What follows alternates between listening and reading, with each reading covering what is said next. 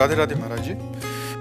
महाराज जी, जीवन साथी ढूंढते समय एक पुरुष में ऐसी कौन सी विशेषताएं अवश्य देखनी चाहिए जिससे हमारा ग्रस्त जीवन सुखमय, संतुलित और पूर्ण सुखद बना रहे?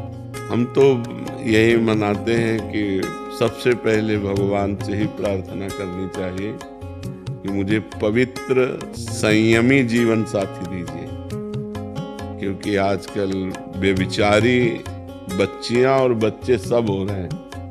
ये जो बॉयफ्रेंड गर्लफ्रेंड है ना, ये व्यभिचार प्रवृत्ति तो है।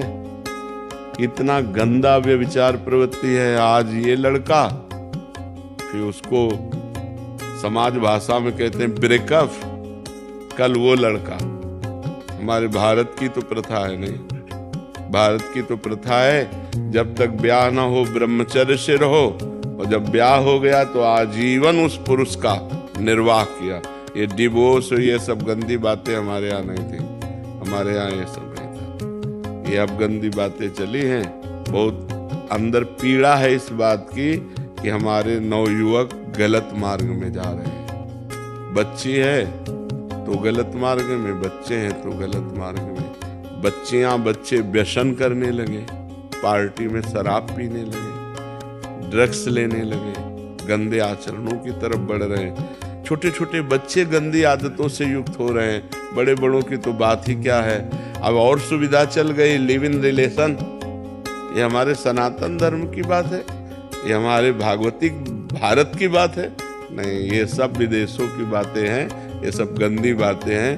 तो बच्चा ये कहना कि हमें पति सुशील और सज्जन और पवित्र मिले, तो ये भगवान ही से प्रार्थना करो। उनको पता है कौन सुशील है कौन सज्जन है, वही व्यवस्था कर सकते हैं। भगवान से प्रार्थना करो कि हे नाथ, और वो तब आपकी कामना पूर्ण होगी जब आप पवित्र हो, आप सुशील हो, आप सज्जन हो। हम अपवित्र हों और पवित्र पति की कामना करें, असंभव। सीता जी गौरी माँ का पूजन करती हैं और उनसे कहते हैं कि हमको हमारे योग्य वर दीजिए।